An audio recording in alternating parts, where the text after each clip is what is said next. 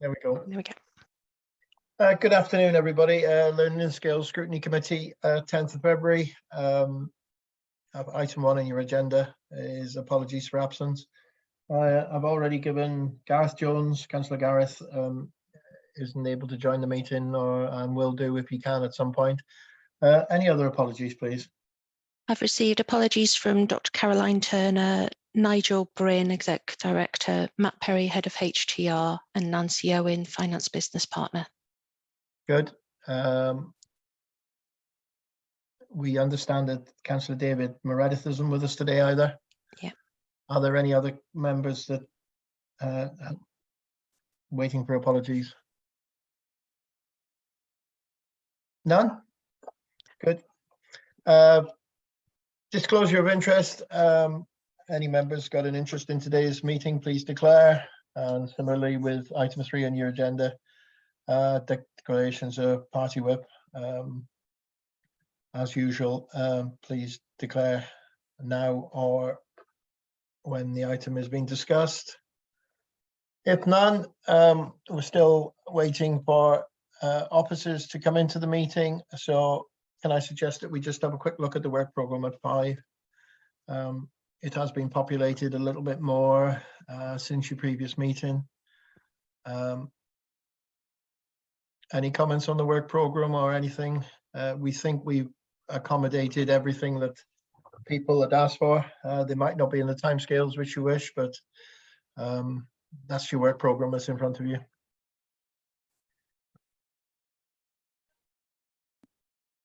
Thanks, Chair.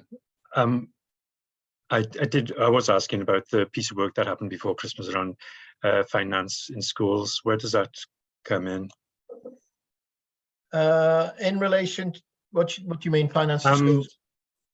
There was a powers basically asked schools to do a bit of work to look forward with their budgets. Okay.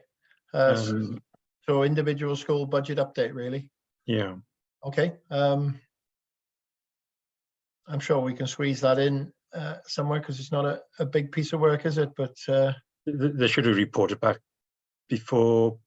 Was it last couple of days of term before Christmas or just after Christmas? I'm not sure. So, would officers having a problem with that coming to the meeting?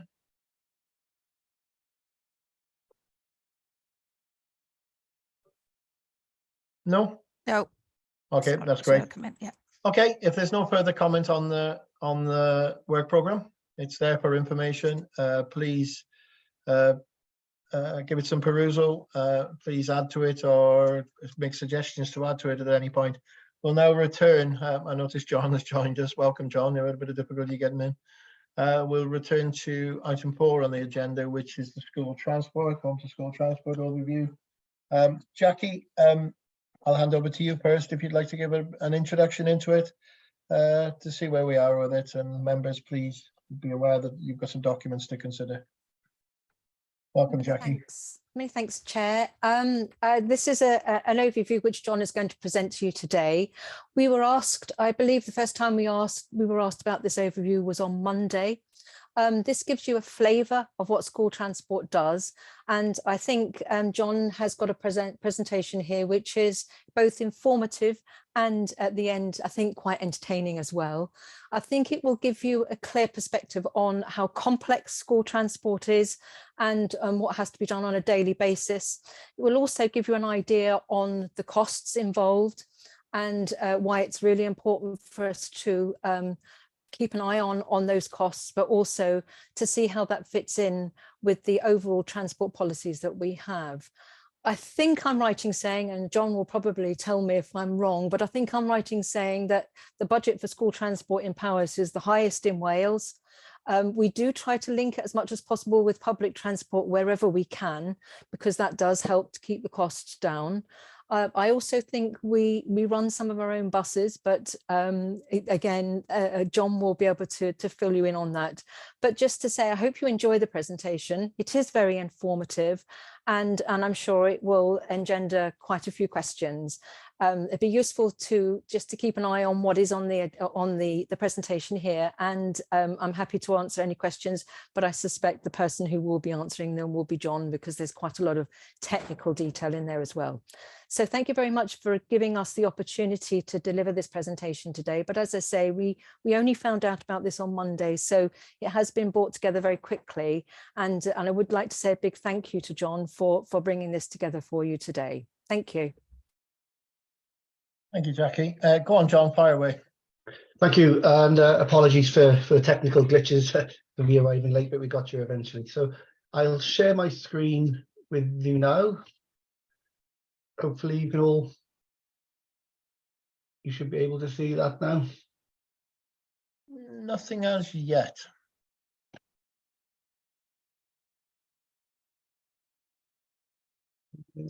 Something's happening now. You'll be pleased to know. There we go. Okie dokie.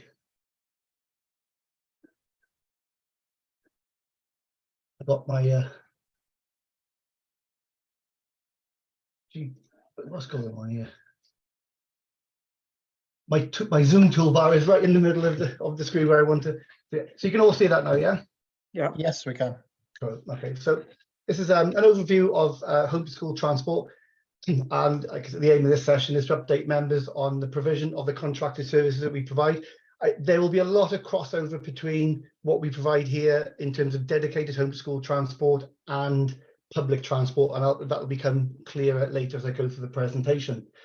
Large sums of money goes into providing bus services across Powys. The total budget is probably nearly £12.5 million when we include public transport as well. And there's a little note on the bottom there: the impact of COVID has and still has a real big impact on the bus industry at the moment.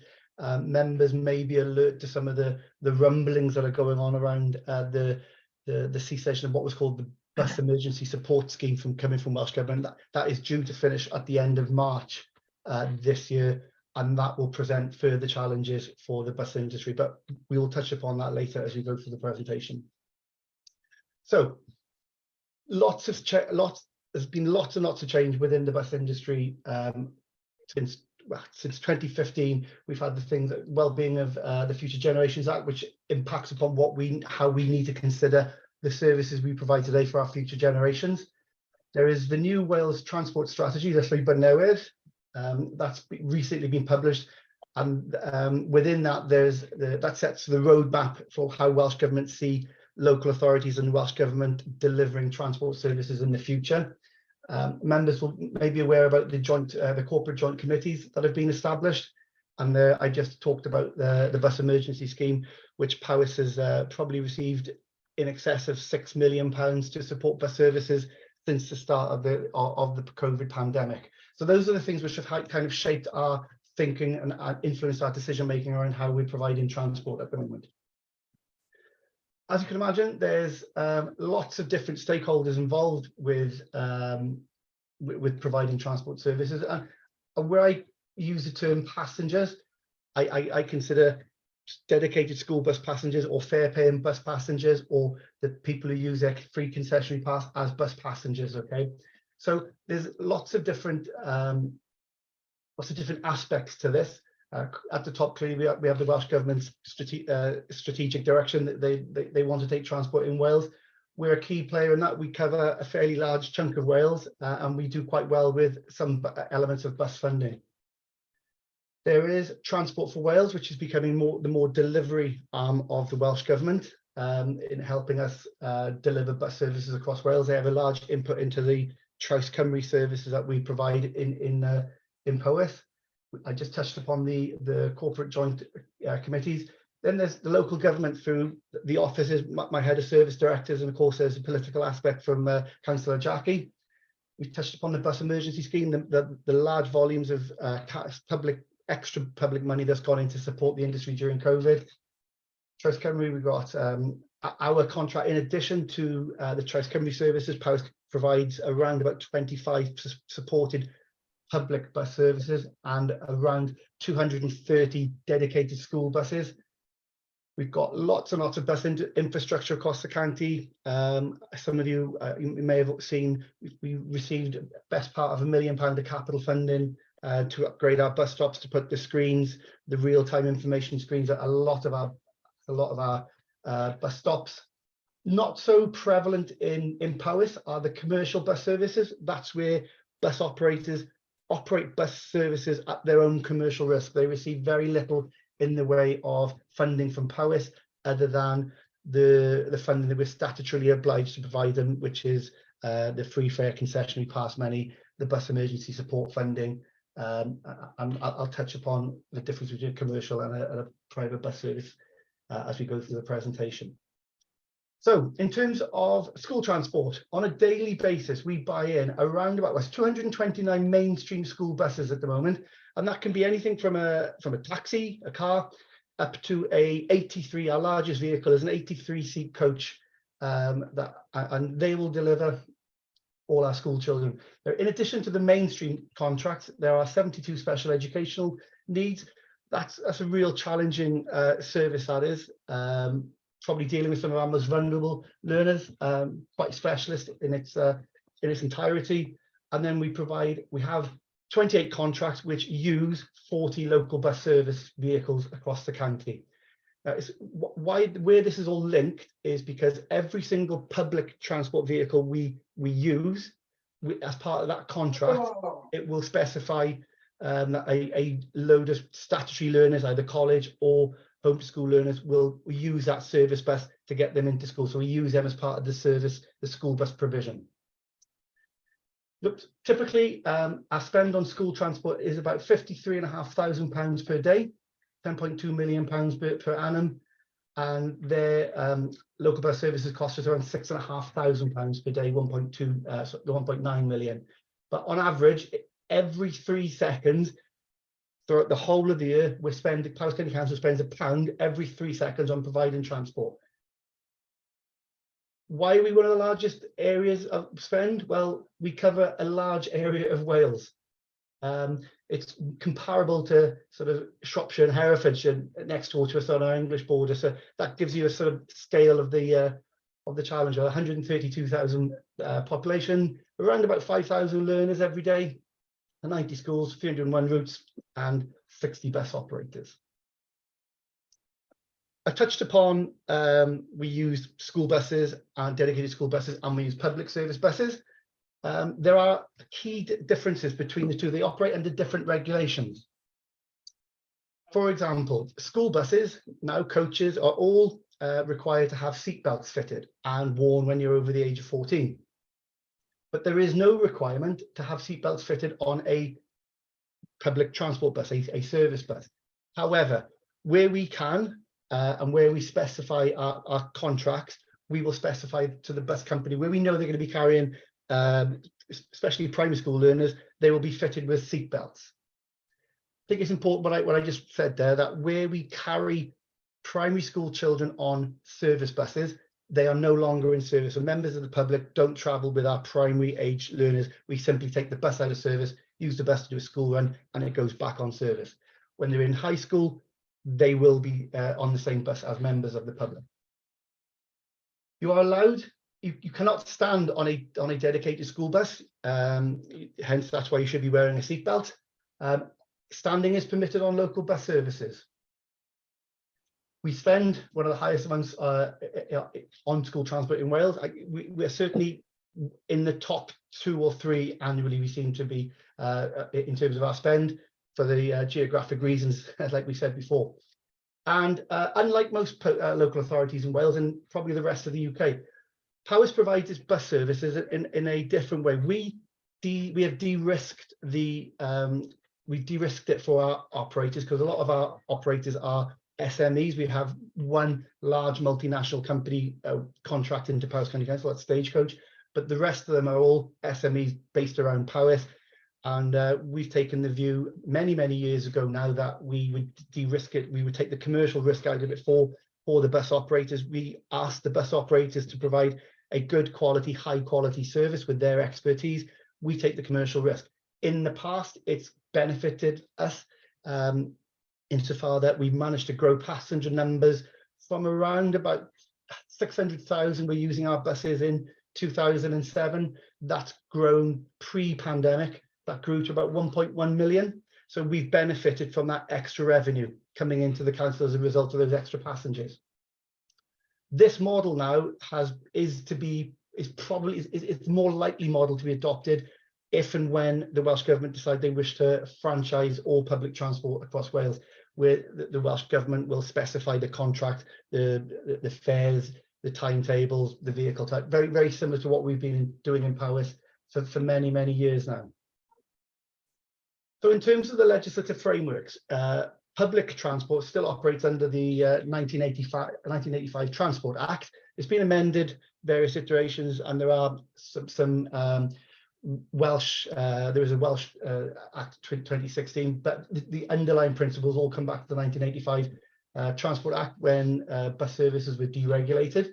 But the key bit, and what I wanted to draw your attention to, is this section here in the Act, therefore it's law. It's basically what that is saying there is where a local authority is providing subsidised bus services, we need to look across what else we do in terms of our other transport provision, such as providing school transport, and where we can, to get the best deal for the taxpayer, integrate the two. So we don't want a dedicated school bus following a public service bus that we're paying for on both occasions. So that, I just wanted to bring your attention to that. That's why we try and put as many school learners onto service buses as we can. Additionally, if we didn't have those learners travelling on public transport, we simply could not afford to operate the level of public transport that we do. In terms of home to school transport, there's a far more recent legislation. It's the Learner Travel Wales Measure 2008, which also has the Learner Travel Provision and Operational Guidance of 2014.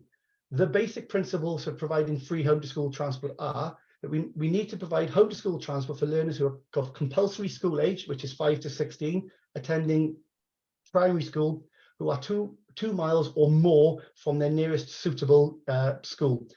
Same applies to for secondary learners, 3 miles to their nearest suitable school is the law. So anybody under that distance, they don't qualify for free school transport. In addition, I wanted to touch base with members on this because I know we've had a lot of comments and indeed some frustration, and I can assure you it is frustrating for the officers as well, around vacant seats and the PSVAR 2000 legislation. PSVAR 2000 is basically a law that was made in 2000, which basically gave the industry 20 years to make all buses and coaches accessible to people with wheelchairs, where they were providing where they were charging separate fares, such as a service. Excuse me. Nobody in local authorities, nobody in the industry ever thought that this would apply to home to school transport. So simply because we were of the view that we do not charge for the service. We were charging for spare seats, but that payment was coming via the local authority, not to the bus operator. But unfortunately, this is a DfT interpretation of the regulations, where we were charging for a seat for a learner to access that seat. That vehicle had to be wheelchair compliant, sorry, wheelchair accessible by it was 1st of January 2020. That came as a surprise to the industry and every single local authority in the United Kingdom. So much so that the DfT had to allow for exemptions because everybody was going to be in breach of this particular regulation. So they've now come up with a sort of holding position where bus operators are now required to in order to become exempt, bus operators have to demonstrate to the Department for Transport that they are transitioning their fleet from traditional coaches to PSVAR style coaches. That's very much an industry-led thing, and we are sort of working with our bus operators to understand where they are with their fleets. Some have been very, very good. Some have been very proactive and making that investment. Others will need to speed up their investment if we are going to start to reissue and sell the vacant seats. So that's basically a very quick explanation of why we're in this holding position at the moment. We've continued to honour those learners that were travelling with us back in 2019. We're not making a charge for those seats at the moment. We are simply just in a holding position with those until we understand where we are with the PSVAR regulations, which I believe come to an end. The exemption will come to an end in 2024. So at that point, we will then know where we are and whether we can start selling our seats again. But it's that consistency of approach again, making sure that all our operators are in that position. Otherwise, it could have implications on how we apply a concessionary scheme consistently across the county. So in terms of our headline statistics, the average cost of a local service bus is around about £192 a day. And they tend to operate for about 11 hours a day. Most of them operate 306 days a year. So it's traditionally a Monday to Saturday, no bank holidays. There are one or two services, the Traws Cymru services, which receive funding from Welsh Government. They tend to operate a Monday to Sunday service, and including bank holidays. As I alluded to earlier, there's around 1.1 million passengers carried pre-pandemic. We are now seeing services recovered back to about 80 to 85% of where they were pre-pandemic, and we believe most of that are the older population deciding not to travel. We seem to see the biggest reduction is in the our concessionary bus pass holders. We operate around about 3.6 million live bus kilometres. That's all those 40 buses working 306 days across the year. That's 3.6 million bus kilometres. In terms of the average cost of a dedicated school bus, that's around about £178 a day.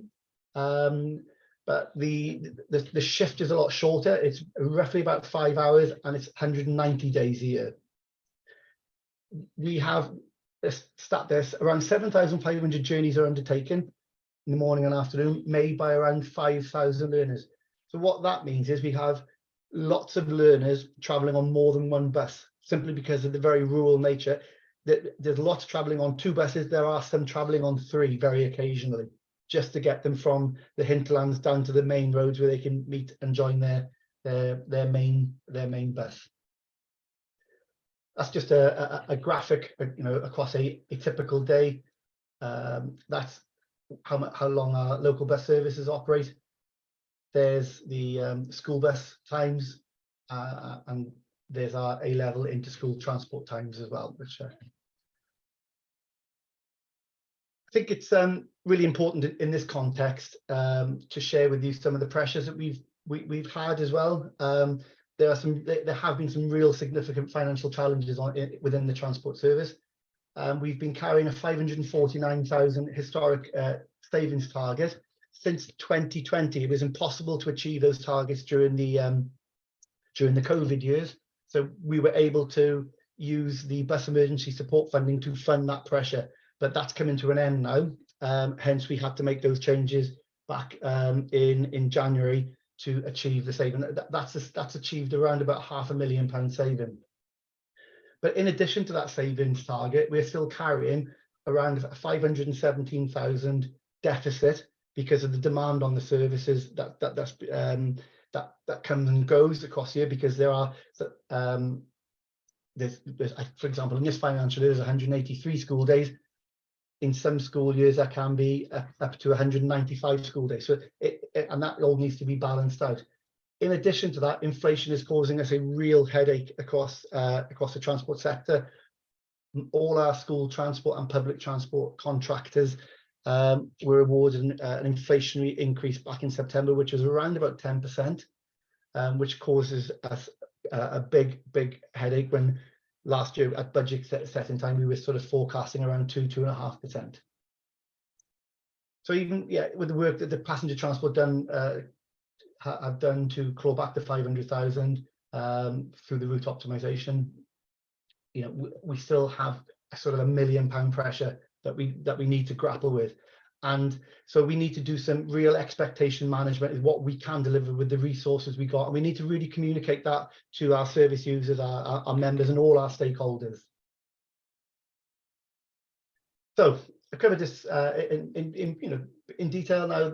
In addition to making the transport arrangements for the 5,000 learners, we issue around about, we also manage the contracts, make monthly payments of around about £500,000 per year, and send members of staff out to various schools across the county to ensure that what we are paying for is being delivered.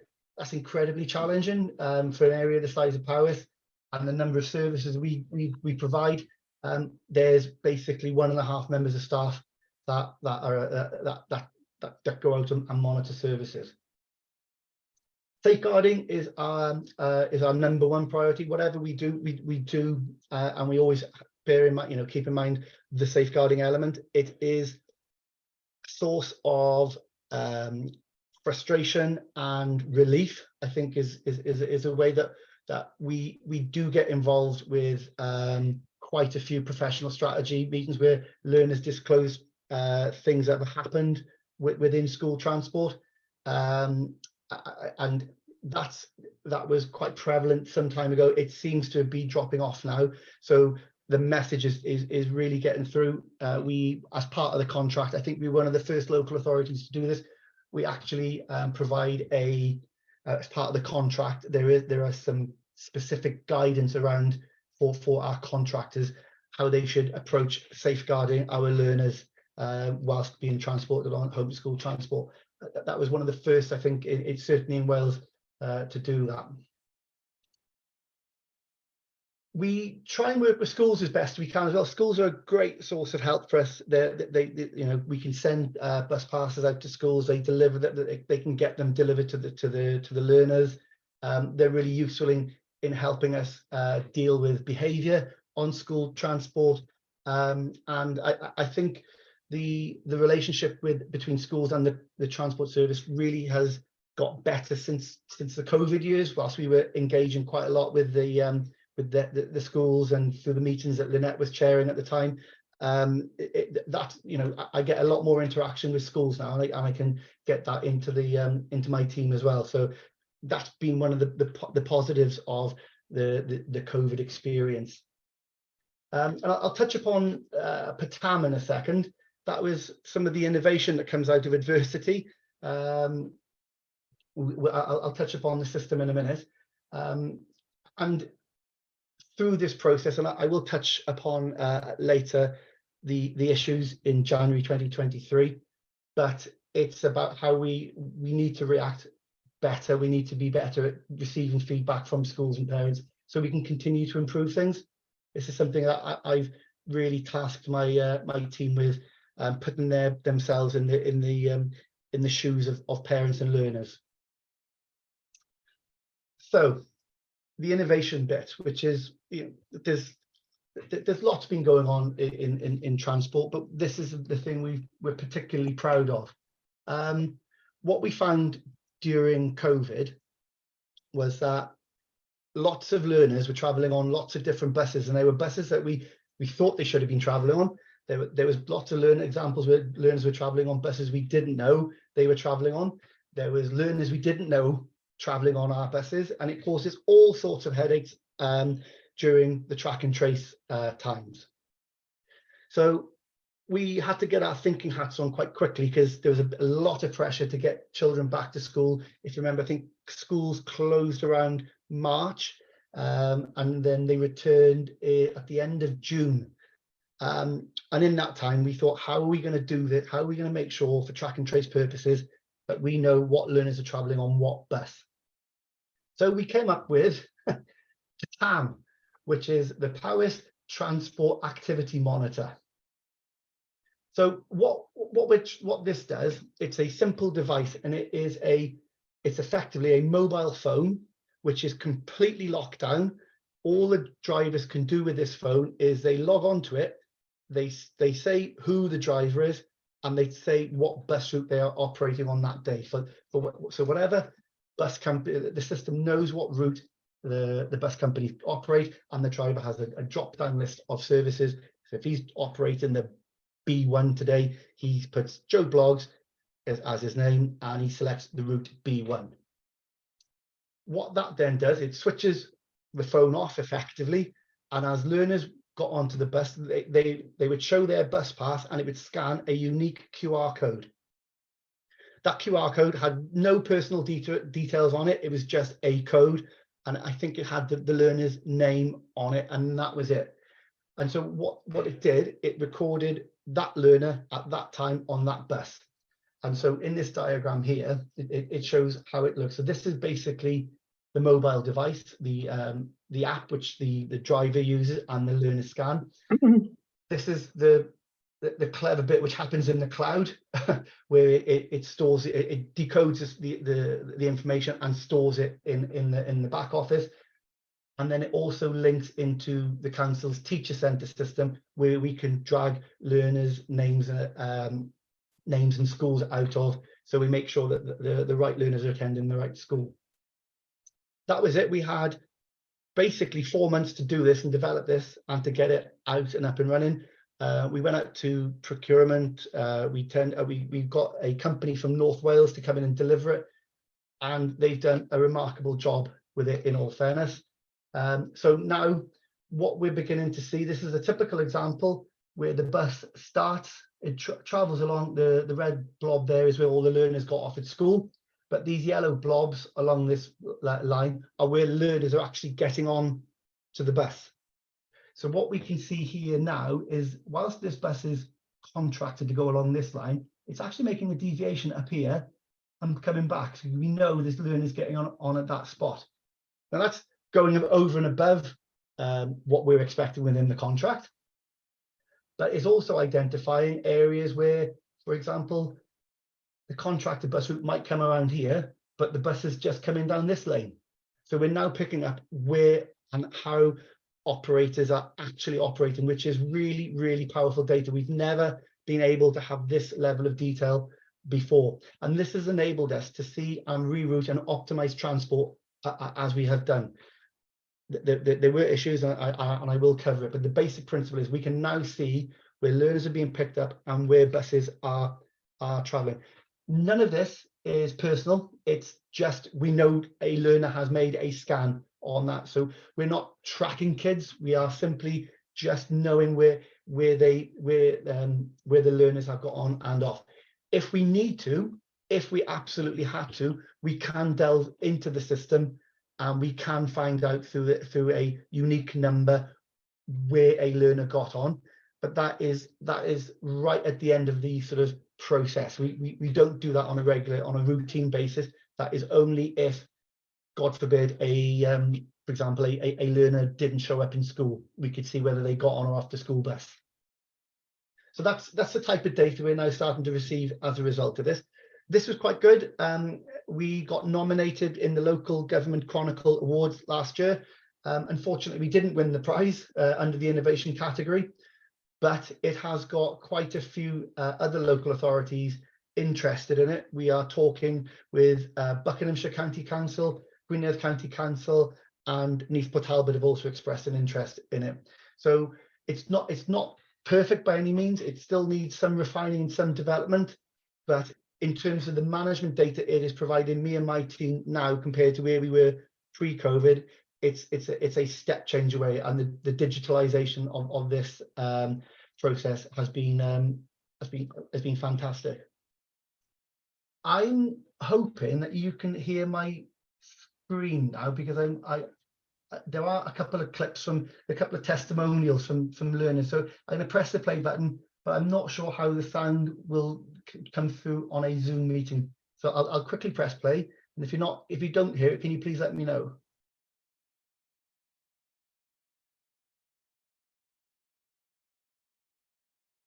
Yeah, I don't think we're getting anything there, John. Okay. I'm not entirely sure how I'm going to share this with you. I tell you what, I can send this presentation on to you. It's the parents have given their permission for their children to be used in this, but it's just 3 testimonials there from 3 learners in Ysgol Trevon and one of the bus operators as well. So sorry about that. I can't quite see how I get the sound to come through from here. And finally, there's a head teacher testimonial. This was from Dewi Owen Llanfallen. His school was one of the first to have a confirmed case, I think it was, back in the day, and we specifically chose his school because of the large number of bused children which goes in there. But that's the testimonial from the head teacher as well, which was really positive to receive from him. Thank you. So I'm happy to receive any questions. Thank you, John and Jackie, for opening up with that. Obviously, congratulate you on your efforts there, and great to hear of your new initiative there.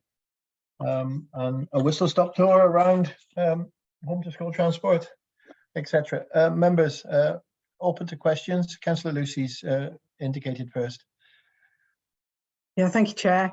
I just wanted to ask, I mean, I presume if there's this large amount of money that needs to be saved, that further changes are being looked at for school transport, and I guess that's part of the reason that we're looking at this, really. And I wondered, I was kind of anticipating that we were going to hear a bit more about potential changes that were likely to be made in the future.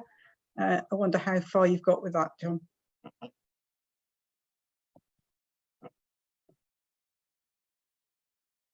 In terms of change, we've made operational changes to the school transport network now, and without doing much further work, I don't really anticipate making too many more significant changes at this moment in time. Okay, thank you. Okay, and just to develop that a bit, you made a lot of operational changes, and much of that happened before Christmas last year, and I can only react on what we as councillors were receiving and what we were getting in the press. But just looking for assurance now that it's no point in revisiting it, but an assurance that we've ironed out all them problems now. Yeah, and I want to. I've been tasked with, and I completed a sort of what went wrong analysis, and there were basically 4 key themes that we need to address rapidly. Communication clearly is the key factor, and we are putting in place. We've got an action plan now that puts in place a far more robust communication plan. And simply, I'm working with our colleagues in IT. We will be using that Patam system and the My Powis accounts. We have 60,000 customers now with a My Powis account. We will be linking the 2 systems together. So if a bus service changes for whatever reason, we can almost personalize the communication from, we know that Timmy travels on bus route B1. If there's any change to that, we can notify all the parents who have a My Powis account to say this bus timetable has changed. That's the dream. That's what we're working towards within hopefully by September of this year.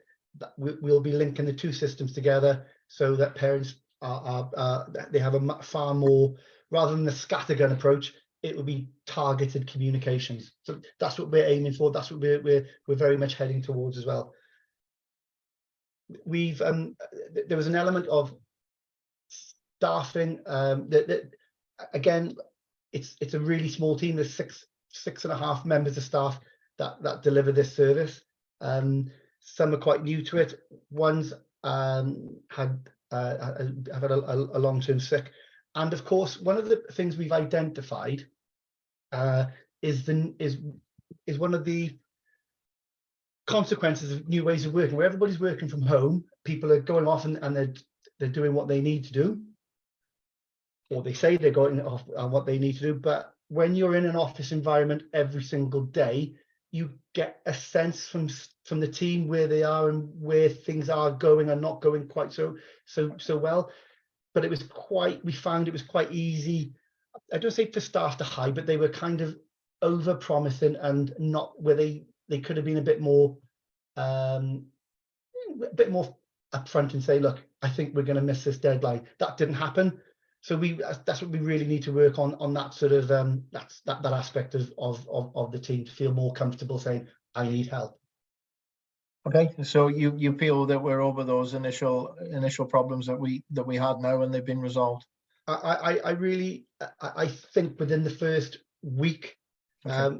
that the majority of those issues were put right quite quickly. Thank you, John. And before I bring Aled in, and just as I said, to keep on developing Lucy's point, you're obviously carrying some unachievable savings along the road with you, and you've got more to make. Other than operational costs, how do you identify to achieve them savings? Really, it's a challenge for you, but from a scrutiny point of view, and particularly when we consider the budget, it's difficult to see how you can make them changes if they're not operational. Indeed, we are really trying to manage costs down, but as we all know, the cost of everything is rising.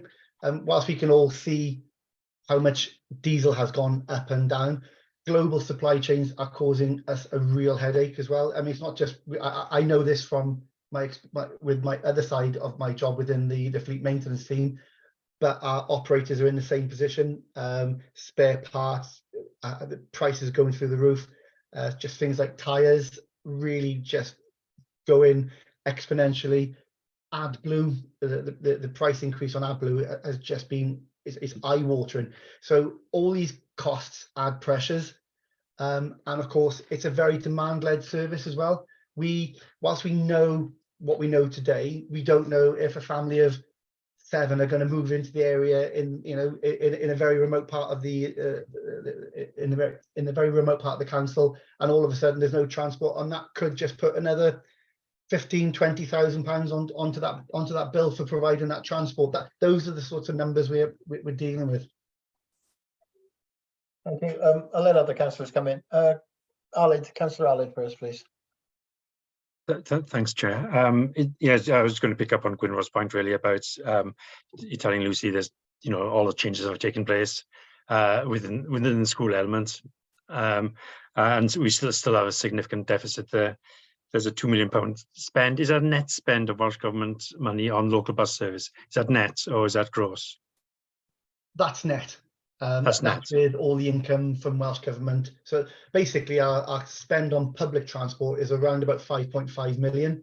But when we net off the income we receive from the buses and the grants we get from Welsh Million, our net is around that 1.9 million.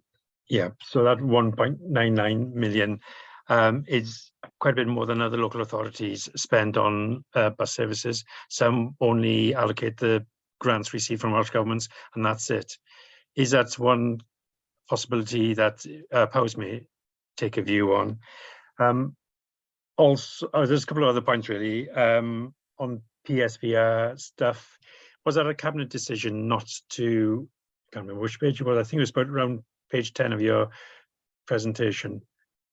You decided not to go ahead with the PVSR while it's in sort of transition, or or when all the buses aren't compliant. Was that a cabinet decision or service decision? Because at the time you started it, I could understand why, because you were trying to depopulate some buses because of COVID pressures. Yeah, at the moment, Councillor Aled, it's more of a regulatory position. I'm not particularly keen to be the test case. So we understand that there are some operators the issue I have is there are some operators who have made that investment in PSVAR buses, and we can now legally sell vacancies on those buses.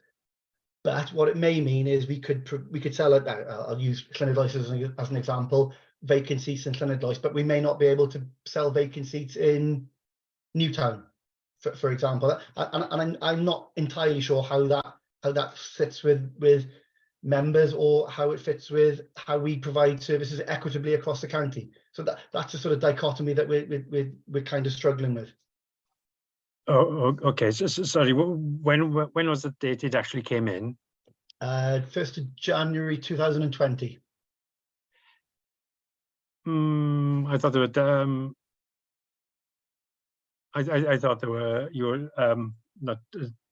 You were allowed to carry on for a little bit. They just kept on kicking the date down the road. Was that the final date? Was it? Yeah, they've been extending the exemptions whilst. This is the point. So they've had to make this exemption whilst operators can demonstrate that they are transitioning their fleet from standard coaches to PSVAR.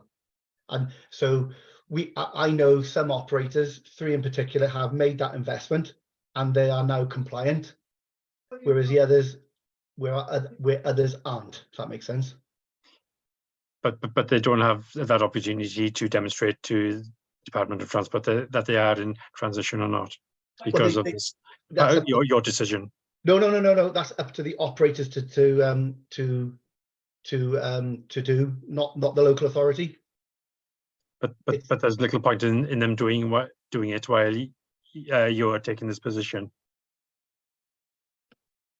I don't follow it, because if everybody transitioned to PSVR as is the expectation, then we could relaunch the scheme.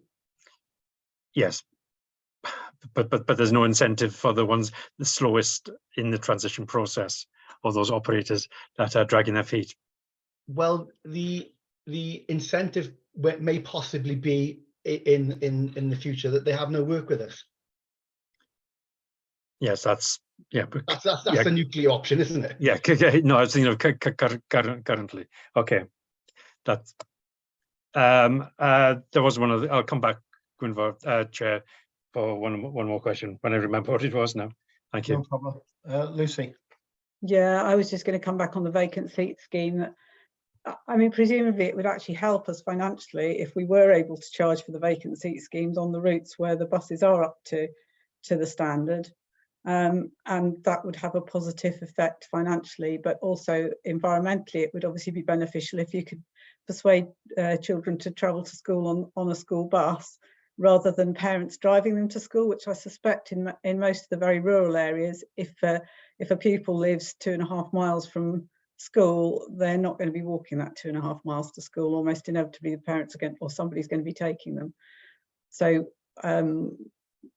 yeah, I mean, I accept the point about trying to be equitable across the county, but there's a clear explanation for why, a clear reason behind the fact that you can't offer it to all pupils, but I just wonder whether it wouldn't be beneficial to offer it to those pupils where you could do so. So that was one question. And then I was just wondering about the sixth form pupils moving between schools during the day, and whether that funding is likely to be continued, or whether pupils will be encouraged to use EES School to reduce the amount of travel. Thank you. I'll take the first point, Councillor Lucy. Whilst I don't disagree with your logic around putting the learners onto those buses, absolutely makes sense. In terms of the income it would generate, what some suppliers have done is where they have newer coaches, they convert them to make the standard, and that can cost anywhere between £25,000 and £40,000 per vehicle. So if we apply that across the 200 or so buses that this would apply to, that's a significant cost that will add to, if the supplier's main work is with the council, they'll need to recoup that from somewhere. And that comes back to, and so I need to do some real in-depth analysis on this to see actually the net effect of getting everybody compliant and the income that it can generate. Because pre-COVID, I think the income on vacancies was around about 40,000 a year. But I suspect that would be dwarfed by the increase in the contract cost. We just need to explore that in more detail as part of our decision making. Okay, so the operators don't have to make that change. If they are solely operating as for the school bus service, then they don't have to make the change. Is that right? If their business model is purely private hire, where bizarrely the law kind of changes a little bit, then no, they don't. Okay. But where there is an element where they charge for an individual seat, then yes, if we want to use them, then yes, they do. Okay, thank you. And the question as regards transport in between individual schools in the school day. The A-level provision, Yeah, we're still making arrangements for those learners, and we continue to make arrangements and probably more robust arrangements from 2023, September 2023 intake. Okay. Councillor Jackie's looking to come in, and then Councillor Aled. Thank you very much, Chair. I just wanted to come in and thank Lucy and Councillor Aled for raising the point of paying on our school buses. It is a subject we discuss fairly regularly amongst ourselves and looking at ways that we might be able to overcome this. At the moment, we haven't actually come away with any way that we can overcome this. This is something that we've inherited in this administration. It's something that we're following. We have discussed this at quite high level, and there may be a way forward, but at the moment we haven't found it. But I just wanted to also raise the issue that what we try to do in Powys is to use our local bus operators rather than using big national operators. It's much more difficult for them to be PSVR compliant than it is for the larger bus companies. And I think everybody would agree that we ought to keep on supporting our small bus operators, and I think that's the right thing to do. But if there was a way around it, and if we could get vacant seats paid for, then we will do. But at the moment, we haven't been able to overcome the barriers that we have in place. But it is something that we are looking at. But it is, as I say, it's something that we've inherited, and we're going to have to find a way around that. But thank you for the questions. Thank you, Jackie. I'd misunderstood from John that that not all providers would have to get the new licence. Okay, thanks for that clarification, Jackie. Aled again, please. Thank you. Just a quick point on that. It clearly doesn't align with the council's green agenda. There's some bus operators, John cited 3, I think you said, who have really made big strides forward in operating newer fleets, probably less environmentally damaging fleets as well, while other bus operators have a different operating model, which run older, probably less green vehicles and non-compliant with PSVR, PVSR, and the slowest one is holding up. It's dragging the others down. Clearly, there will have to be decisions made when bus contracts are let again, or when they come up for renewal. And maybe that is the opportunity there to make that change. Before I remember what it was now. Those cards children carry, they're based QR code based. Are there plans to move to a chip based? Because QR scanning in some buses, especially small minibus, etc., can be a bit awkward. And it has been known that operators might have a flip chart with all the cards on it. So they see a particular trail, they go through it and scan their own card. But has been a decision made to move to a chip-based system, which would be easier to operate for the driver?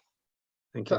Thank you for reminding me, Councillor Allen. Yes, we've now started to reissue the like a chip and pin type card where it's contactless. They just scan it onto they touch the phone now with their card, and it simply scans it on. That was some of the feedback we received from bus operators and school learners initially with the QR codes. So we've now gone to a contactless type of card. Thank you, John. Just one quick final point. You say you could target your messaging far better because you know the addresses, etc., of all the users, but that's only a third of the school children, roughly, isn't it? 5,000 out of about 16,000 children within Power Schools. You know, and possibly some of those other 10,000 don't use a transport, which they could if arrangements were suited them better. You will not leave those out of any consultation or information going forward. That's my only worry about using that to target your communications. Yeah, that's the aim, is to start to link the My Powers accounts to the school's data. I think it's a valid point, actually. I mean, if we've got the school transport data, and then maybe we should put the learner. My children don't use school transport because they live within the sort of town. Yeah, I think it's a valid point, and we probably need to build that into our wider thinking. Good. Members, have you exhausted questions?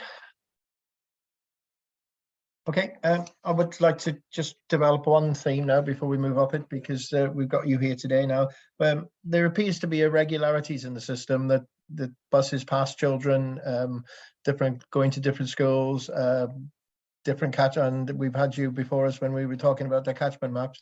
There doesn't appear to be any, it is just black and white.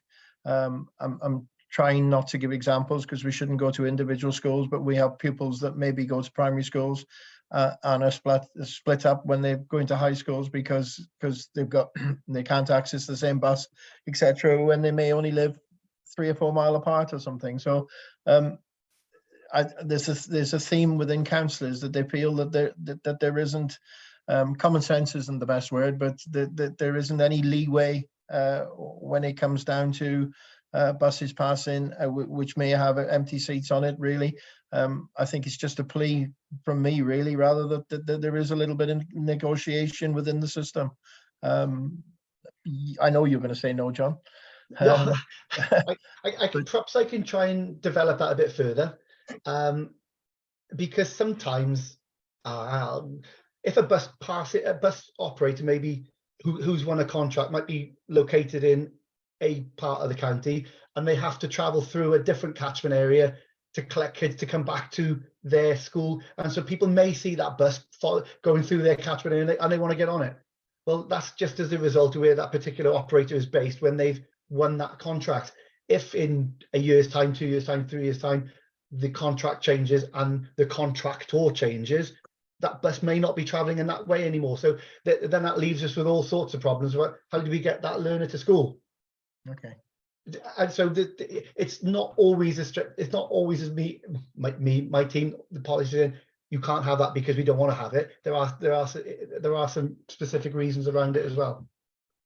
You know, I understand your thinking, but you know, and again, I said I didn't want to give examples, but we've got examples of people trying to access the college in Newtown, where there's a bus traveling there, and yet we can't assist that I can't use that learner by providing with transport to education. But it seems that there could be a negotiation there or an easy solution to help that learner.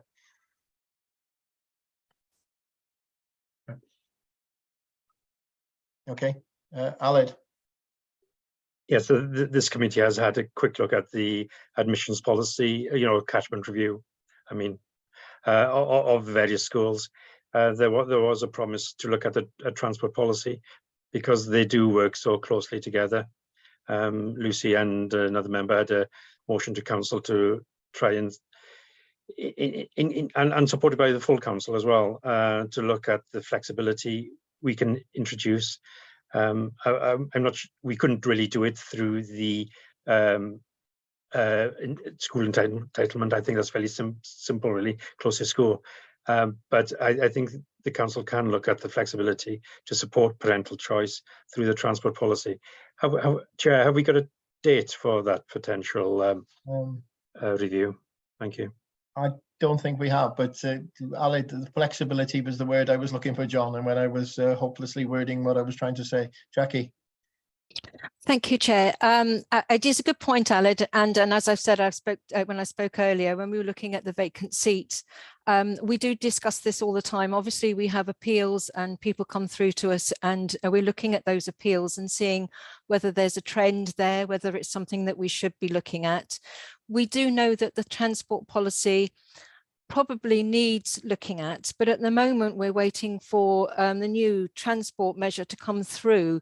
It's been sitting around, I think, for about 3 years. We've been waiting for this to come through, and I know John's been waiting for it to come through. And I think we're of the opinion now that we need to wait a little bit longer to see whether that does come through. There's no point in changing all the policy and going through a big review and then finding that it doesn't align with the learner measures. So I think we need to just wait a little bit longer, but it is something that we have been looking at. It is something that we are taking a lot of interest in, and it is something that we're trying to measure against some of the appeals that are coming through and some of the issues that we find come through on a regular basis. But yes, be assured, it isn't off the agenda. It just doesn't feel quite right at the moment. I mean, the catchment maps have only just been set. We don't quite know how that's going to pan out, but it will give us an opportunity just to sort of look at all these things together. And I know there will be other measures that are going up for schools of admissions to make it digital, make it much easier for parents to understand where their children are going, what school transport is available to them, if at all, and understand the whole process. So it's not off the agenda, but it's not something that we'll be doing directly. So thank you for the question. Good. Aled, you're looking to come back. Yes, I wouldn't wait on the Welsh Government. It's slightly notorious about kicking things into the long grass. There was a council motion to do it, and it needs to be done. Thank you. I think also as well, I'd just like to point out, I think, Aled, I think the last school transport policy is only a couple of years old. It's only been there for a couple of years. It's not exactly been sitting up on the shelf for a long time, where it really needs a review. So you know, it's not that old, but I'm sure John will be able to tell me the exact date, but I think it's 2021. Yeah, some elements were reviewed, some were sort of kicked down the road. Anyway, points have been made. We understand, and I think an acceptance of flexibility there. Councillor Danny. One of the slides, thank you, Chair.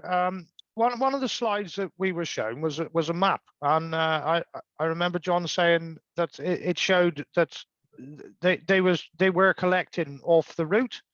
Was that an actual data map from what has gone on, or is that a mock-up? Does it, like, if it's an actual data map, it already shows that there's flexibility in place? It's an actual map. It is the actual map. But those learners are entitled to transport. They qualify under in that sort of. It's just that instead of walking down to the main road for whatever reason, the bus has gone up and picked them up from there. Yeah. So it does show that there is flexibility already in place. It's not, you know, is that up to that's up to the bus operator themselves to do that? Yes. Yes and no. I mean, effectively, I want the kids, if there's 52 kids to be collected and taken to school at a certain time, I want them to get there.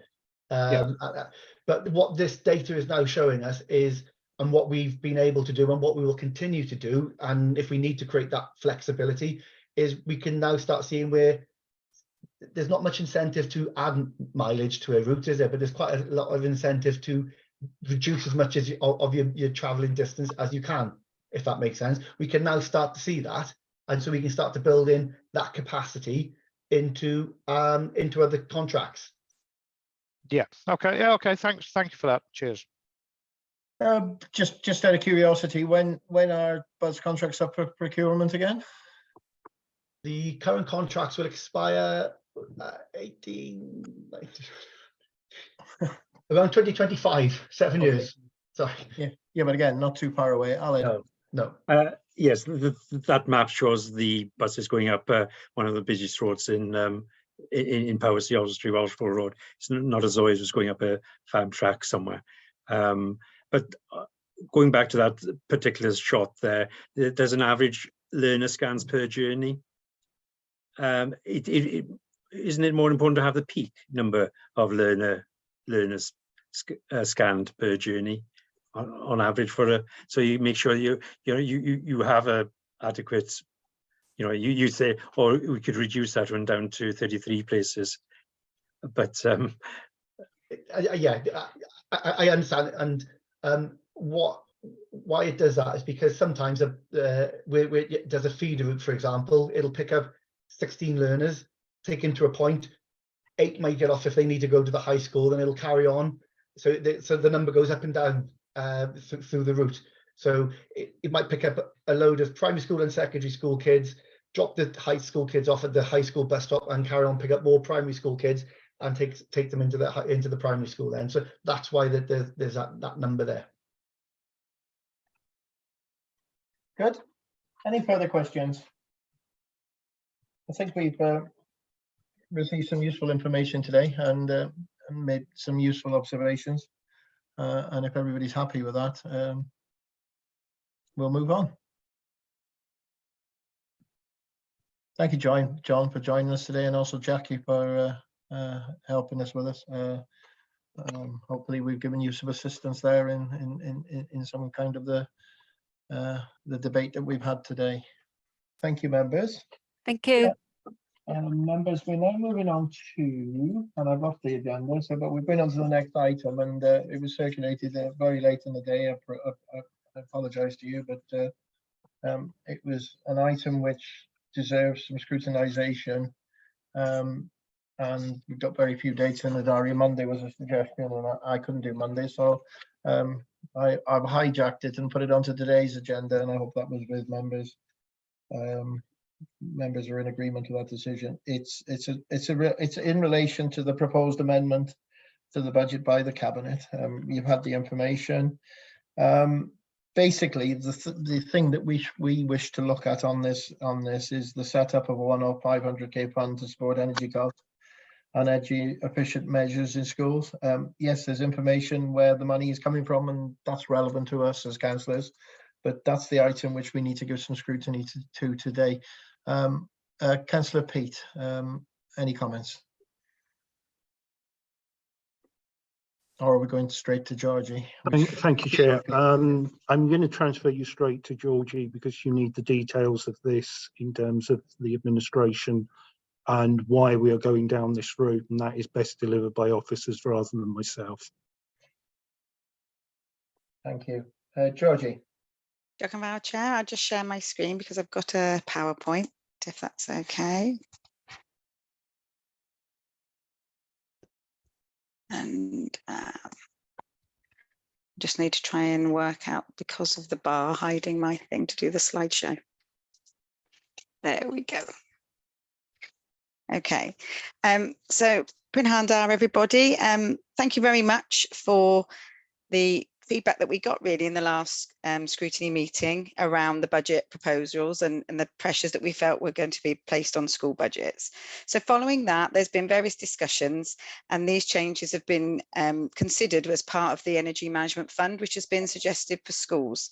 Now, that's been a setup of a 500k fund to support the energy costs and energy efficiency measures in school, which are being caused by the current situation with the energy pressures. So this fund has been followed by the following areas. We've had a 22k reduction from the external providers increasing travel, which again was been captured in the report beforehand because that's come in slightly lower than we were expecting for staff. There's also been the 287k redirection of the use of reserves from Freedom Leisure energy costs, because that's no longer required. And again, that's with a reduction in elements there, that's enabled us to secure that funding to come back into this fund. And we've also got an increased reduction relating to the voluntary revenue contribution to vehicle and equipment replacement reserve. So that's given us that additional money there, which is equated to this £500,000 now that we've got to support for the 23-24 budgets only, bearing in mind the current energy pressures within schools. Before I move on, Jane, is there anything additional you'd like to add there? Chair, just to say that the paper that you have that accompanies the scrutiny papers sets out the actual proposed amendment that Georgie's just picked up on, and it does give you a little bit more detail there. But I think for this committee, you're scrutinising the £500,000 pot. So I'll leave it at that for now and pick up any questions later. Thank you. Diolch yn fawr, Jane. Thank you. Okay, so the principles really behind this additional 500k, as well as how it's distributed, we just sort of want to talk through here. So as always, there is still the expectation that schools and governing bodies are responsible for managing their own budgets. We discussed this yesterday in School Budget Forum. There will be agreed budgets for individual schools, which will be shared with them, and it is within their choices as to how they manage those funds in line with the School Finance Code. We will continue to work alongside schools to support them in identifying their savings. So we're working with them, as we have done continuously since September, to look at individual schools, spend patterns, any of those elements as well around that. So I think, again, it's worth saying that we've already identified a significant saving from one suggestion. So we suggested from looking at spend patterns around supply costs, that actually if most schools went to the employment of 2 cover supervisors instead of the outgoings around supply, if all of our schools did that, bearing in mind they've all had significant supply costs, it could actually save the budget collectively £727,000. So just that suggestion alone, from what we've identified and looked at with our various elements, has enabled us to produce quite a potential saving across the system by just one element of spend that we've been able to identify. We're continuing to do that by individual schools and make sure that we've got that awareness when we're looking at all of these different spends. So if I just go back to the presentation so everybody can see it, I think you might have my on the screen. So if I move that as well out of the way. Okay, so we will also, we're not intending to be to distribute through the formula at the start of the year. So this fund is not just going to be distributed through to schools. It is in addition, once we've identified with individual schools their current budget projections and individual needs. We are also aware that there is a range of heating systems and energy sources and energy efficiency conditions in place across the school's estate. And in fact, a discussion yesterday with the head teacher development group, we talked about the cost of wood chip in addition to all of the other elements that are involved in the heating systems and energy processes within our schools. So the agenda here is that we will continue to support the Cabinet's priority for a stronger, fairer, greener powers through the use of this fund, as well as other elements that we've had identified with us, such as the 2.2 million capital grant for energy efficiency works for schools and maintenance. We'll continue to work with property and energy management colleagues to develop clear criteria and a methodology for the distribution of this to schools. The emphasis is on permanent sustainable energy use reductions. So once we've identified potential schools that could benefit from accessing this grant, we can then work with them to implement various equivalent greener alternatives. Again, as I've said already, this 2.2 million capital grant for energy efficiency works for schools and maintenance, and we are continuing to support schools with those maintenance repairs and have done over this last few years. And just these bottom 2 points here are just for information.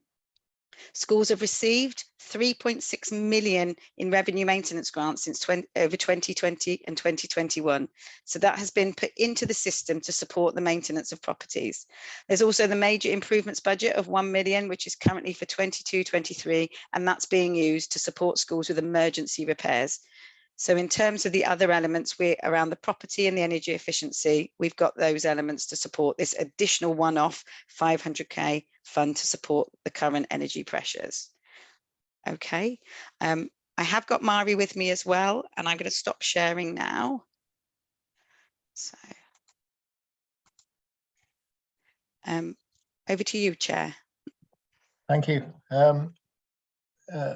Shall we open up with questions first before we go to Mari?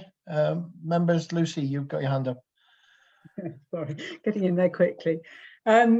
Yeah, I'd just like a bit more reassurance, I suppose, about how the 500,000 might be distributed and how that can be fair to individual schools, because obviously, you know, as you said, there's a huge range in heating systems. And are we confident in the first place that the 500,000 is only available to help with heating and electricity bills, or could it be used for other things across schools? And if it is just being used for electricity and heating, how do you account for the greater costs that some schools have, and how do you distribute that money fairly between the schools? Chair, are you happy for me to answer? Yeah, that? go on, please. Feel free. Okay. Just really, Councillor Lucy, that it is predominantly a one-off because of the situation we find ourselves with energy costs.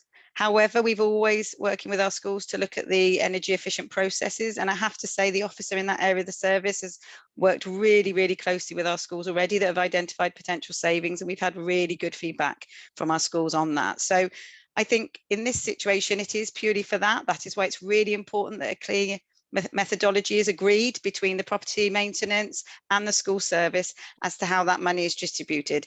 It will not instantly top up a school that's in a deficit. We will need to work with individual schools on an individual basis to ensure that all options have been explored when they're proposing their budgets for the next financial year.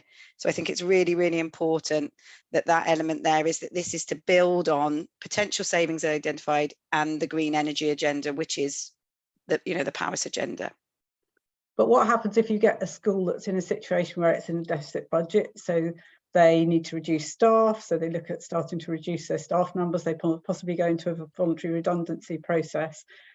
And then all of a sudden some more money is made available to them to help with their heating, and they've started that process, or that they've upset staff within the school by looking at the process, and suddenly they don't need it after all. Well, I mean, we are constantly in conversations with each of our schools. Their own finance officer is, the HR officer is. We work purely as a team on that, so that wouldn't happen. We would be sure that if we're getting to a school that's in that position, that they've approached the grant as an option as well. So I think it's really, really important to say that here, that we need to know school by school, which we currently do. They're coming in right now. We've worked in already a couple of secondaries that's identified a significant saving if those presentations of ideas and options are followed. So I think I've got confidence that the finance team and the school service can work together with these schools to identify those savings. If we get to that point, like you said, that a school finds themselves in that position, it's an open door and we have that conversation. So I think it's really, really important that that is the message, that you won't get to that point and then we give you the grant. We need to have had that discussion before, we affect the elements of staffing numbers, etc., because it is very important around staff morale, etc., that everybody knows what the next year will bring, and we're very aware of that and very conscious of that. Councillor Rowlett. Thank you. Thank you, Georgie. Can you give us some real life examples of how with numbers, how this grant can support schools going forward? Part of the amendment does trouble me, really. It says, partly because this is there to help respond to increased energy costs, but then it's particularly those who are already struggling to balance their budgets. Well, that may not be related to energy costs. The biggest pressures on schools is the increase in wages. So I don't know how you can disaggregate that. So if you could give us a real living examples of how it will help us in this next 12 months, because secondary schools, for example, don't have any balances at all. They more or less, there's no reserves at all within high schools, and the chances are that they will go into significant deficit.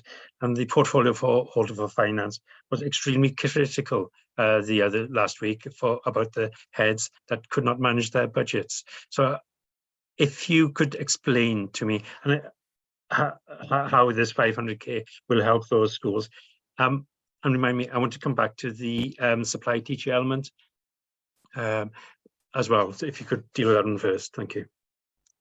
Okay, I've got Jane's popped her hand up. I don't know if Jane wants to come in and talk about the detail of the 500k grant. You're on mute, Jane. Sorry. I think you're referring to the actual description as it's set out in the budget amendment itself. And I think this fund is going to potentially support both elements here. I think we're going to have a really clear definition and criteria of which schools would be able to request support from this fund. That is going to have to be done. And this is the detail that we need to work up before we get to April when this fund becomes available, is to make sure that that criteria is clear so that every school understands whether there is a possibility of them being able to draw on it. It's clearly got to be matched by action at the school to do all that they can to reduce the impact of the pressures that they're facing. And I think where then we are in a position that schools have done everything they possibly can, it would be something that could be considered in terms of additional support for them. But obviously we're looking to support for energy efficient measures as well. So I think that criteria, when it's defined, will give you a lot more clarity around that. And then that will have to be accompanied by a very clear business case demonstrating the meeting of that criteria. And I'm going to suggest that we potentially have a panel that would look at which schools then benefit from this fund. Thank you. And I was just wondering if you've got any real life examples. It's, you know, in an ideal world, the scrutiny group would have a look at those criteria before they are agreed on. I'm sorry, Chair, it's up to you what comes on the agenda, but that would be helpful if that was done up front as well. I'm slightly surprised that there's not much more detail here at the moment when you're announcing £500,000 potential support to schools. They will be very keen to, because you know, after the 1st of April, they got 36 days before they got to submit their budgets. Which makes it almost impossible for them. And then when you're going through redundancy process, it's really long, drawn out when you're reshaping schools. So that's really difficult to see how there's going to be significant help in this financial year to stop secondary schools particularly going into a huge deficit position over the next 12 months. Sorry, Georgie, the supply teacher issue, was that 720k? In one school? Yeah, so basically that's just an example of where we've looked at spend patterns across the piece as well as school by school. So what we've then done is be able to price that saving up if schools adopted that model, and that was primaries as well as secondaries. Okay. I also think it's worth acknowledging here that we've had the secondary funding formula consultation complete, and that's been approved, the changes to that, which will help those secondary pressures moving forward as well. I mean, I think as well, we talked through a lot of this yesterday in the school budget forum. The chair of the panel was there. It was supported in terms of what we're going to do and how much we can do to support our schools. And in terms of those different elements of spend patterns, the benchmarking tool enables those purposeful discussions with the finance team to looking at spend savings potentially within schools. So I think there's all those resources are there. We've already seen some real successes of the budgets that are coming back in. We've listened, we've identified potentially other elements such as deprivation. So we've got identified a top up there potentially off the impact of COVID. So I just really feel that the relationship we've got with our schools is really working well, and we are going in the right direction towards this. So we can't talk about individual schools by budget, and we can't talk, you know, in terms of specific case studies, but that is a real example of something we really identified quickly that schools could quickly turn around and give additional capacity. If you had a cover supervisor in, they could also help with other elements if members of staff aren't off work. So it's about that extra capacity within school, and that was that's if all 100% did that. But again, it's the choice of the chair of governors and the head teacher as to what they choose to adopt with their own budgets. Okay, so rephrasing, so supply teachers with cover supervisors who are on 0-hour contracts in most cases. In terms of a cover supervisor?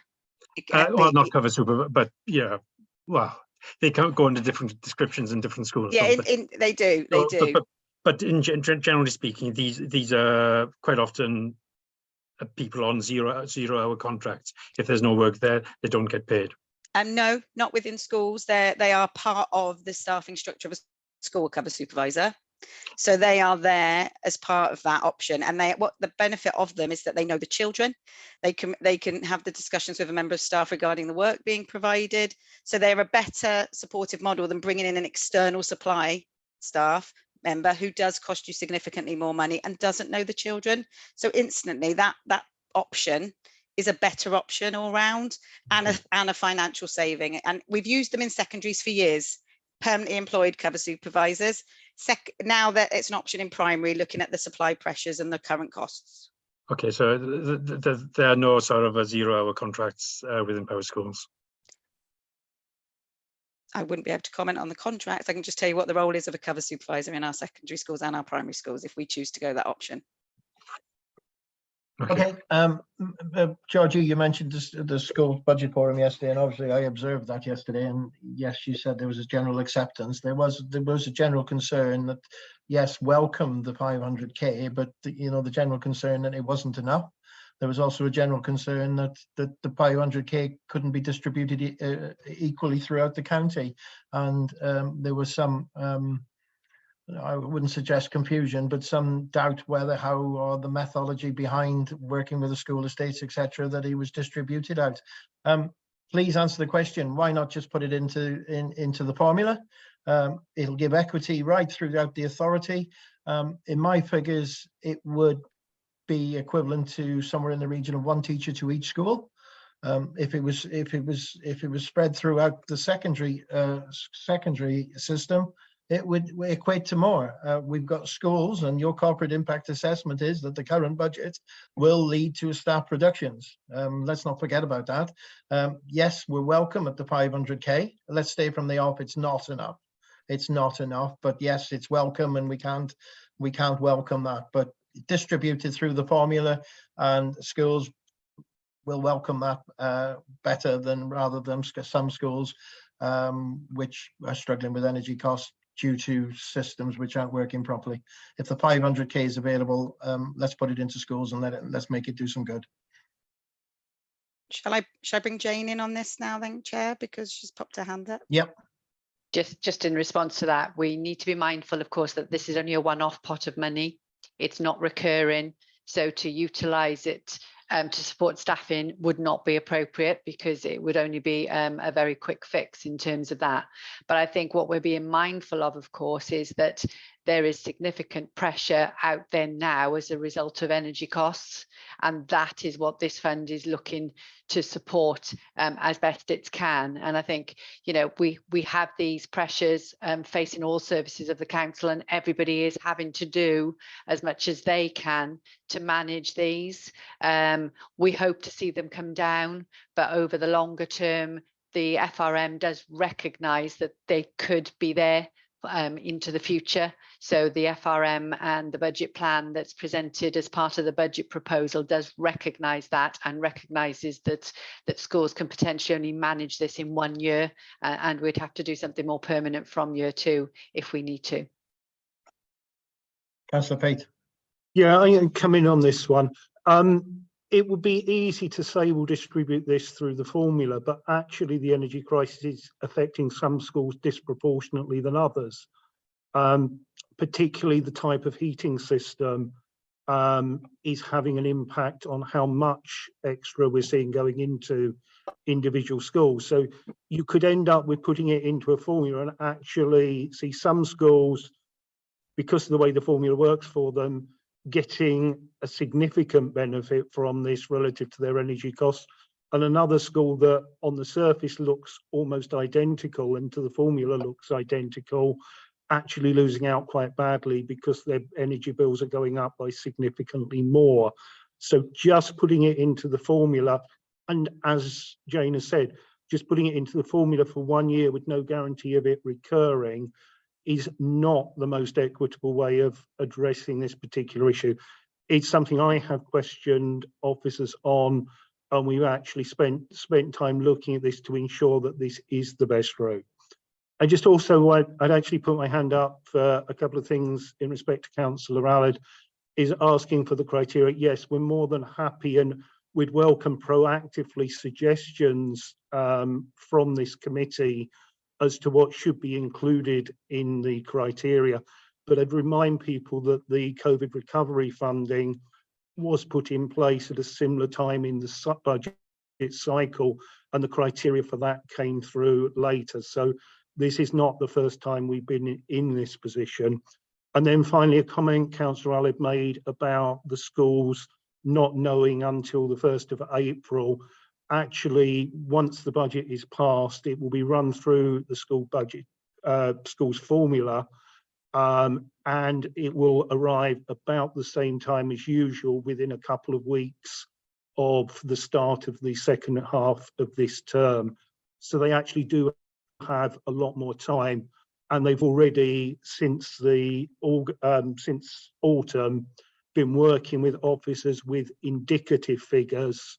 So the plans are already significantly advanced as to what they will do.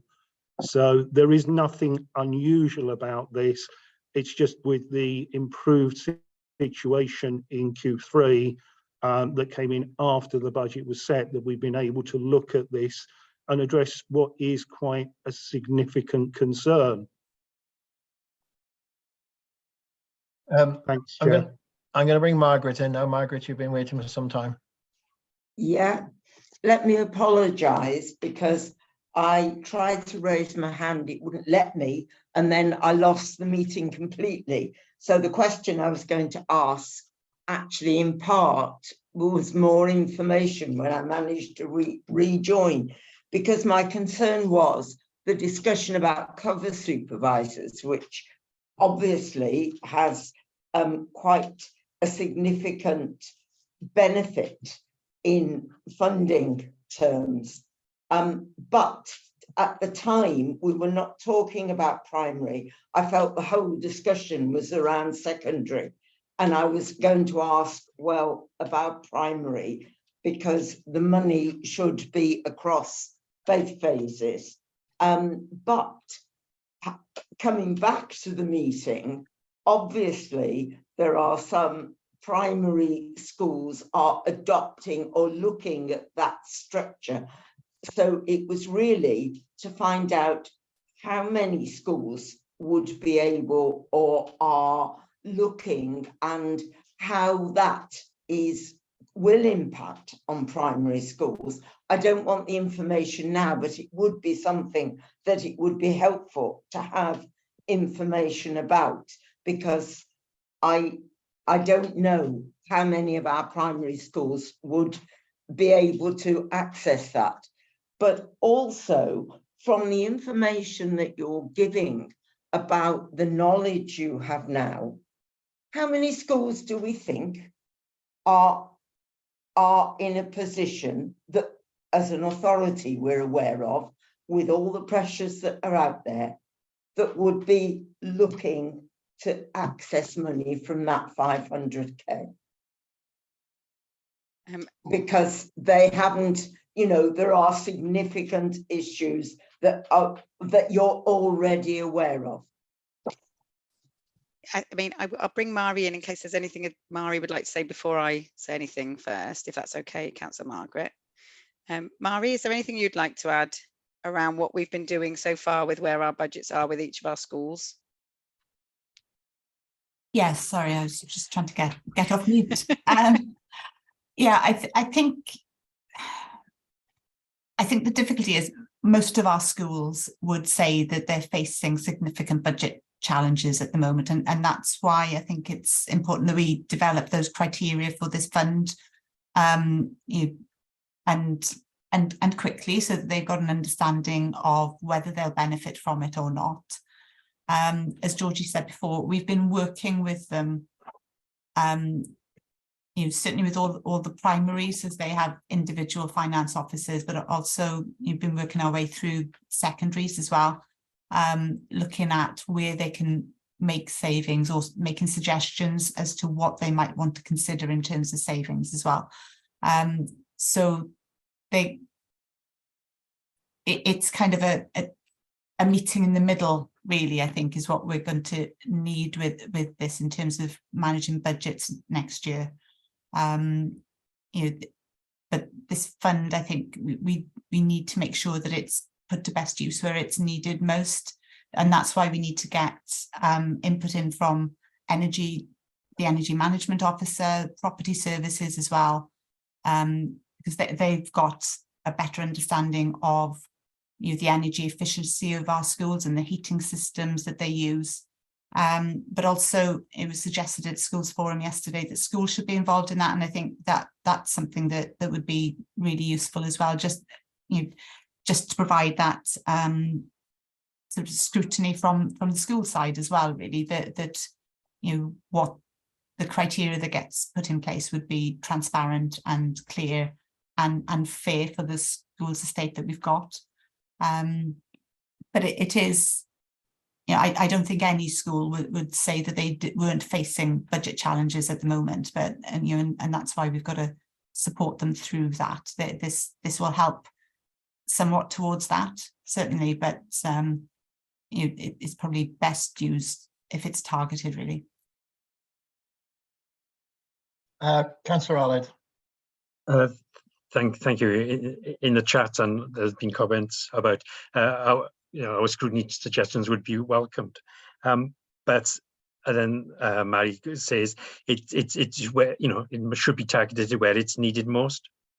Well, the scrutiny haven't been shared, information shared with scrutiny about which schools are really in trouble going forward. I did say earlier in the meeting that piece of work was done before Christmas. It still hasn't been shared with us as a scrutiny committee. So it's difficult to make a suggestion to understand the drivers in individual circumstances. So there's no way the scrutiny committee can support that unless we get that additional information. This is a grant. And Councillor Roberts said as soon as the budget settlement is decided, everything will be driven through the funding formula, but this particular tranche won't be. And if it's there to potentially stop the sacking of teachers, it's important that it's known at as early as possible stage, which it will not be. The 700k changes in the funding formula, is that already in the base budget, the one that was agreed last Tuesday? Or is that going to be an additional to the base budget within the delegated budget? Anybody happy to pick up on that? My understanding is it's in the budget that has already been agreed, or the one that will be put to council later on. Okay. I think it's the 23rd of February. It's not included in the projections that schools have had, the indicative figures that schools have had, so it wasn't included within the balances figures that we showed, but they were on within the briefing that you had last time. It was shown in there as an overall against the secondary sector, I think, in the adjustments column. Yeah, okay, so it's already in the base budget for the secondary sector, and still the overall deficiency in funding for the delegated budget is about £4.7 million, in spite of the additional 700k put into the secondary schools. So it is leaving schools in an extraordinarily difficult position going into the next financial year, and even worse, it's secondary, particularly in this current financial year, and all schools in the following financial year as well. But when you look at the reserves level that went to Cabinet on Tuesday, it does show that the reserve expected to be at the end of this financial year is £3.75 million, which is less than the cut in this school funding going forward. And in that table, it completely disappears in the following year. We have still got. Oh, sorry, Jane. I'll Yeah, Fine, I think just for members' information, I think it's table 5 in the overall budget pack that we're referring to. I think. Jane. Just a point of clarity, I think. We're not talking about a cut in school budgets.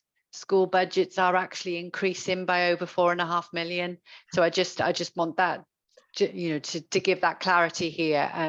That's acknowledging that schools, we're not able to fully fund all of the pressures facing schools, but we're not cutting school budgets. We're increasing the funding going to schools. Apologies, I should have said real terms cut. You've clearly identified the pressures, and the shortfall in funding is at £4.7 million. I know we've had arguments about how it should be presented within budget papers and things, but that's the bottom line. It's a £4.7 million shortfall in school funding, and it'll inevitably lead to job teachers, less teachers in front of our children, and despite whatever councillor, cabinet member for finance tries to argue. But thank you. And which will lead to a struggle to develop the curriculum with our less teachers. Councillor Danny, you've been waiting for some time. Yes, thank you, Chair. I think this money would be best spent on the energy saving measures. We've got to start at the bottom. The likes of the things like insulation, glazing, and LED lighting before anything else, because all we hear is the energy price rises. That's all we hear about. It's going to keep going up and up and up. So we need to preserve that energy. And for years, these buildings haven't been maintained, which hasn't helped. Insulation is something that could have been done as routine maintenance over the years previous, but it just hasn't been done. And this is why we're in the situation we're in. And my fear is it's just too little too late, to be fair. But here we are. All we can do is try and work with the hand that we're dealt, to be fair. Thank you. Councillor Danny, there's an 80 million backlog, and there's 2.2 million committed in this budget to address that 80 million backlog. And Georgie, in her introduction, said this is a welcome addition to that 2.2. Your comment is very relevant, is that there isn't money in there to do these kind of measures, but it's questionable where the 500k goes, really. But a real terms cut still goes to this budget, which doesn't help the school maintenance plan. Councillor Pete. Yeah, I think it's important we address this real terms cut element. All services are facing a real terms cut. All the additional money that came through to this authority from a Welsh government, which in turn came through from the UK government, has been passported through into education. If there had been more money coming from London to Cardiff and more money coming from Cardiff to us, there is more that we could have done. But one thing that I believed in when I was in Scrutiny was that Scrutiny was there to offer constructive criticism and offer other options. So I'm very open to understanding what other options you are kind of suggesting when you're inferring, if not actually saying outright, that there should be more money going into the education budget. We only have a finite pot. Where is that coming from? Are you actively saying we should be increasing council tax, for example? Councillor Pete, with respect, that's a decision for Cabinet. We can only identify you where we see savings or plus can be made. The decisions you make with the budget are your own. The decisions are our own, but as a scrutiny committee, you are there to challenge us and offer other alternatives and give guidance. If you don't wish to take up that opportunity, I understand that. Councillor Pete, I'm surprised that you find that it's okay to criticise Scrutiny. We're doing our best. We made various Scrutiny observations. As yet, we haven't had a reply to your Scrutiny observations, which you considered last week. So it's difficult for us to understand your thinking behind this. I really can't understand the thinking behind the 500k. You have made this on lack of decision. You haven't got the detail in front of you. You don't even know the schools which are struggling with their energy measures, and that's why we're so dubious about it. And that's why I say the schools would welcome this being distributed into the formula. I understand it'll give them problems further on that, but it's difficult because I sat on a governing body last night and they didn't know where to turn because they don't know the situation they're in, and they were debating whether should we offer more voluntary redundancies, etc. So we're doing our best to scrutiny with limited information, as Councillor Allard said. So be very careful when you criticise scrutiny, because obviously we've been very critical of yourselves and you're not answering our concerns as it stands at the moment. And I can take you back to the whole length of my term when I've been chair of this committee, where you're not responding to us. So let's get things right. Scrutiny is working really, really well under my leadership, and we will do our best. You are the cabinet. I will repeat it. You are the cabinet. You come up with the suggestions which we can scrutinise. Councillor David. Thank you, Chair.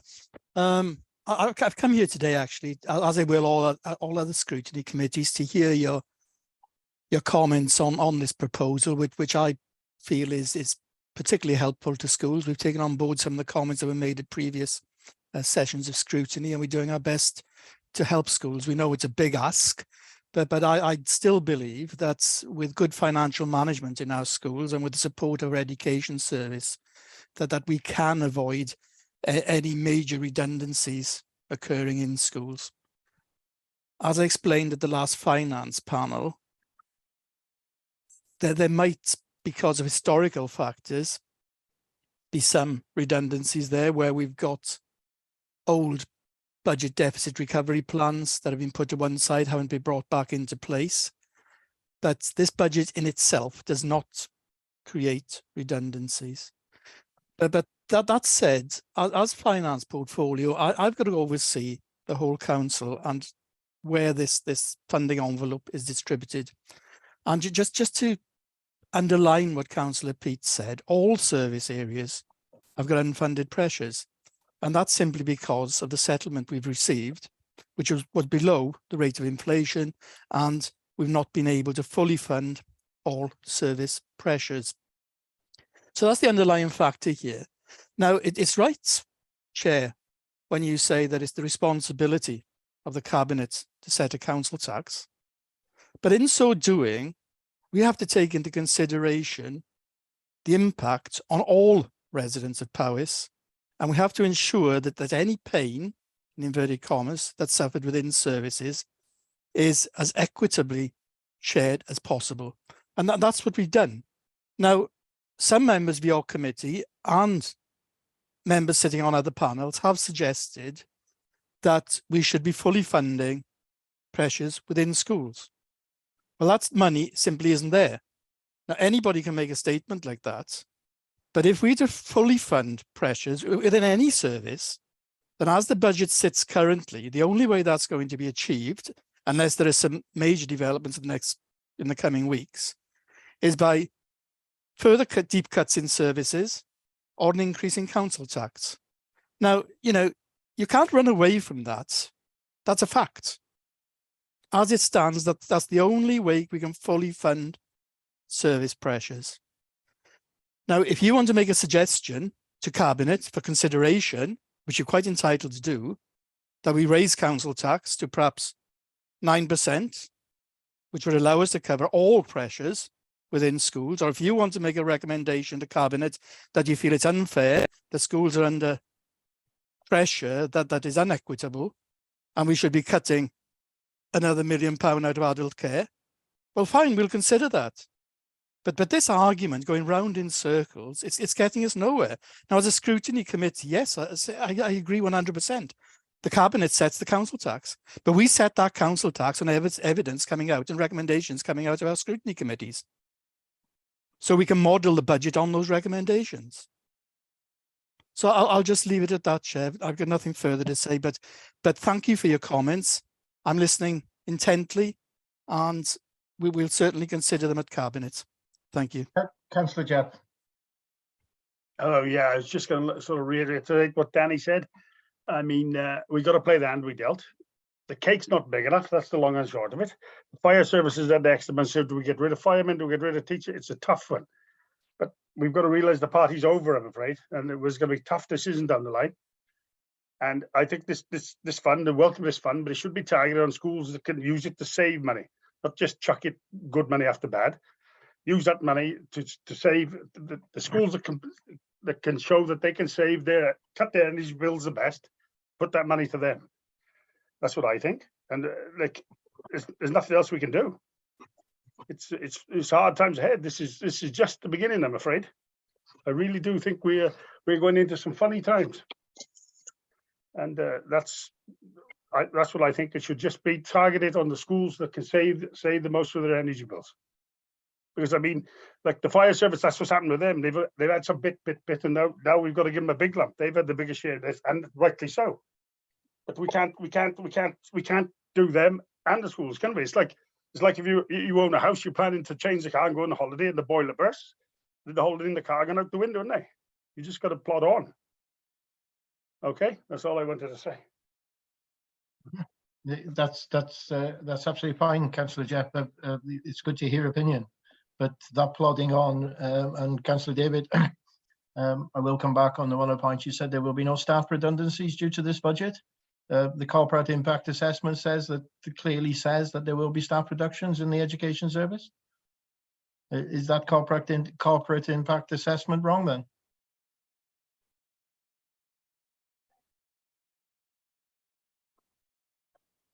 All I'm saying is that the budget in itself does not create redundancies. Potentially, the way that the funding envelope going into schools is going to be managed, that in itself might create redundancies. And as I said previously, the potential introduction of redundant, for want of a better word, budget deficit recovery plans that might have to be brought back into use in themselves have got the potential to create redundancies. And I think I should have pointed out as well that there's been a claim made, that Cabinet are responsible for setting council tax. Yes, but they are responsible for making the recommendation. But let's not forget that it's the council that actually set the council tax at the end of the day and approve the budget. Thank you, Chair. Councillor Jeff, I think that's a legacy hand. Members, are there any other further comment? Members, we've been asked to consider the proposed amendment by Cabinet, which is basically the distribution of that 500k fund. We are obviously uncomfortable the way it's distributed. We've got a lack of information there. I said perhaps it's better fund is given to the formula.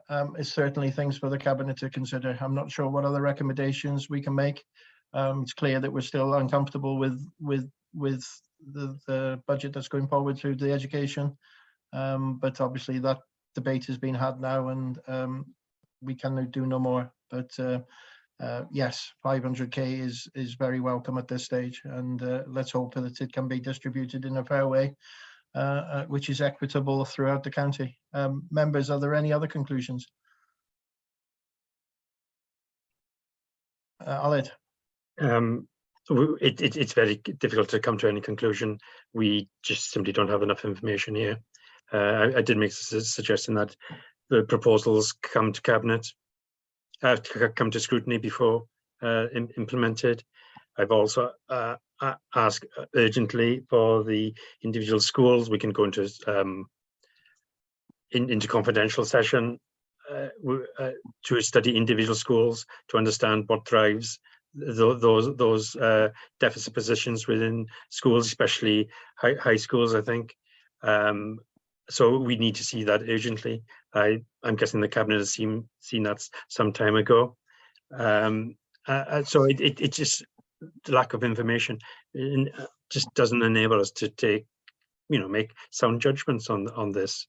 And it doesn't appear that the Council or the Cabinet have got a clear framework of how to just divvy up this 500k. It will not go far. Any you know, we're talking about insulation within, you know, Councillor Morgan was talking about putting insulation into schools. This 500k might do one block on one high school. It might rectify the insulation and the fuel usage on one block on one high school. You know how expensive retrofitting is, and it will make no difference, little difference to this year's, oh sorry, this coming year's budgets for the high schools. It might have a long-term impact on the couple of schools that are fortunate enough to have that investment, but I don't know. It's just lack of information. Apologies, Chair. I'm happy for those observations to be added to the conclusions of our meeting.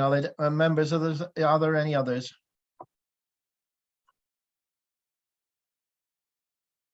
No. We'll put something together. Members, I don't believe there's any further business now. Thank officers and members for attending this afternoon. Very, very grateful, and wish you all a good weekend. Thank you very much. Thank you, Chair. Thank you. Bye. Thank you, Chair. Thank you, Thank you, members. officers. Bye-bye. Goodbye. Thank you, Chair.